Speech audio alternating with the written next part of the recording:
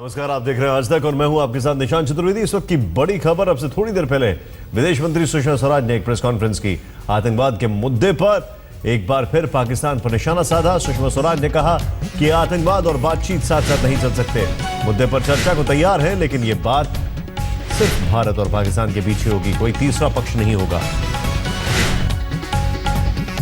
क्या कहा सुषमा स्वराज ने, आइए देखते हैं। आंतरिक कलह के कारण चीजें चल रही हैं, जहां इस तरह के मामले उठ रहे हैं, उनको टेबल पे आके सुलझाना चाहिए, उनके पॉलिटिकल रास्ते निकालने चाहिए, निगोशिएशन से निकालने चाहिए। और सीरिया में भी जिस तरह की बातें हो रही हैं, वियना में भी उनकी मीटिंग हुई, बाद में भी उनकी मीटिंग हुई। हम लोग चाहेंगे कि मिलिट्री सोल्यूशन के बजाय कोई पॉलिटिकल सोल्यूशन निकल आए। भारत हमेशा पॉलिटिकल सोल्यूशंस की वकालत करता है बजाय मिलिट्री सोल्यूशंस के। For just one more question, Sachin.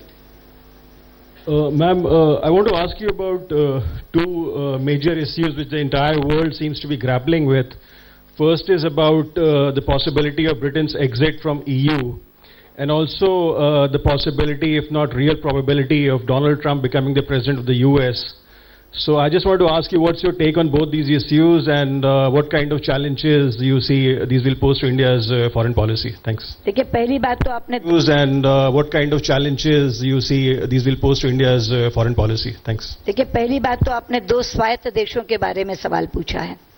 जहां तक ब्रेक्सिट का सवाल है, हमारा ये मानना है और हमने इस बात को बहुत बार कहा भी है कि ब्रिटेन ईयू का प्रवेश द्वार है, लेकिन निर्णय वहां की जनता को करना है। वो अपना हित अहित देख करके फैसला करेंगे, भारत उसमें कोई भूमिका नहीं निभा सकता। वही बात यूएस के इलेक्शंस के बारे में है। ये अमेरिकन्स का अपना अधिकार है कि वो किसको चुने, लेकिन इतना मैं कह सकती हूं कि अभी जब प्रधानमंत्री मोदी गए तब भी आपने देखा कि पार्टियों में बटा हुआ स्वागत उनका नहीं हुआ।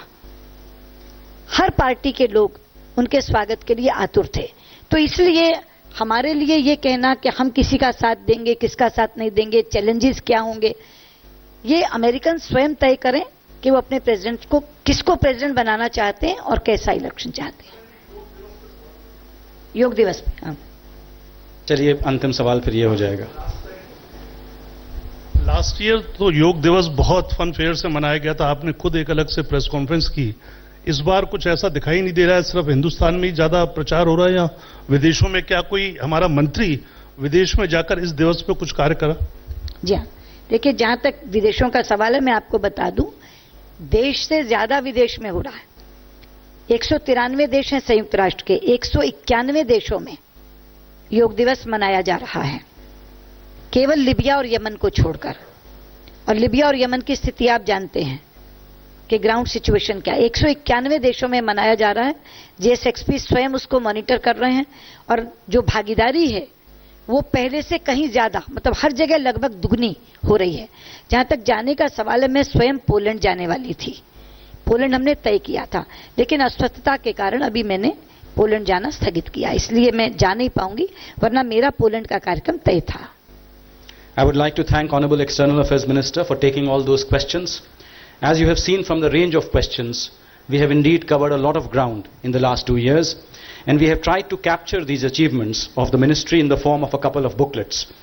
First, I सवाल would पर like बोली सुषमा स्वराज, माल्या के प्रत्यर्पण की कोशिशें जारी हैं। भारत का ये यूके के साथ अच्छे संबंध है, विजिट भी अच्छा रहा यूके में। तो विजय माल्या और ललित मोदी की प्रत्यार्पण को लेके क्यों मतलब सहयोग नहीं मिल पा रहा है यूके से? दूसरा ये कि सुहेल सेठ, एक ही सवाल देखिए, इसी से रिलेटेड है सर, दूसरा सवाल नहीं है। विजय माल्या का ये दावा है कि सुहेल सेठ ने उनको बुलाया था किताब की उसमें, और वहां पे भारत के उच्चायुक्त भी मौजूद थे। ऐसा है अशोक जी, जो आपका पहला सवाल है कि प्रत्यार्पण में सहयोग क्यों नहीं मिल पा रहा, अभी तक प्रत्यार्पण का पत्र गया ही नहीं है उनको। जहां तक ललित मोदी का सवाल है, अभी ईडी ने हमको एक्स्ट्राडिशन रिक्वेस्ट भेजी नहीं, जिस दिन भेजेंगे हम उसको आगे भेज देंगे। विजय माल्या के संबंध में उन्होंने रिक्वेस्ट भेजी थी, लेकिन उसको हमारे सीपीबी डिवीजन ने एग्जामिन करके उसमें कुछ चेंजेस सुझाए हैं, जो हमने वापस ईडी को भेजी है। जैसे ही ईडी से हमें वो पत्र मिल जाएगा, हम वो एक्स्ट्राडिशन रिक्वेस्ट भी आगे भेजेंगे। मैंने पहले भी ये कहा था कि वो डिपोर्टेशन की बात यूपीए की सरकार करती रही, एक्स्ट्राडिशन की बात कभी नहीं की। एक्स्ट्राडिशन की बात इस सरकार ने आके शुरू की है। तो जैसे ही ईडी से एक्स्ट्राडिशन रिक्वेस्ट इन दोनों के बारे में मिल जाएंगी, हम आगे भेज देंगे। जो कल की घटना की बात आप कर रहे हैं उसमें उच्चायुक्त का किसी तरह का कोई दोष नहीं है। अब सुहेल सेठ अगर अपने आप किसी को इनवाइट करते हैं तो हाई कमिश्नर को उसकी खबर नहीं। 2 तरह के निमंत्रण गए थे, एक लॉन्च ऑफ बुक के लिए और एक जो हाई कमिश्नर ने रिसेप्शन किया उसके लिए। पहले वाले निमंत्रण एलएससी की तरफ से गए थे। एलएससी ने बाकायदा हमको पत्र लिखकर कहा है कि हमने उन्हें इनवाइट नहीं भेजा, लेकिन यह भी सच है कि ये एक ओपन इनविटेशन भी था, क्योंकि 400 का हॉल उन्हें भरना था। उन्होंने कहा कि समर में स्टूडेंट्स चले जाते हैं, तो हमने इसको ओपन एक इनविटेशन ये भी कह दिया था कि जो भी आना चाहे वो आ जाए। और जो हाई कमिश्नर की तरफ से रिसेप्शन था उसका इनवाइट भी उन्हें नहीं गया। तो ना तो एलएससी का अधिकृत इनवाइट उनको गया, ना हाई कमिश्नर की तरफ से रिसेप्शन का इनवाइट उनको गया।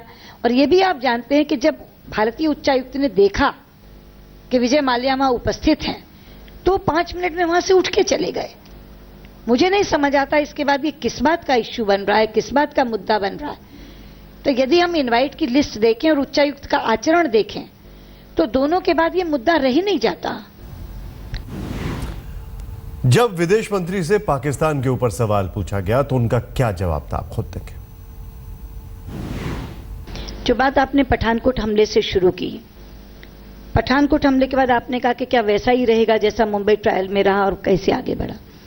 आप एक अंतर देखेंगे पठानकोट हमले के बाद पाकिस्तान के रवैये में और अन्य आतंकवादी घटनाएं जो पहले हुई उसमें।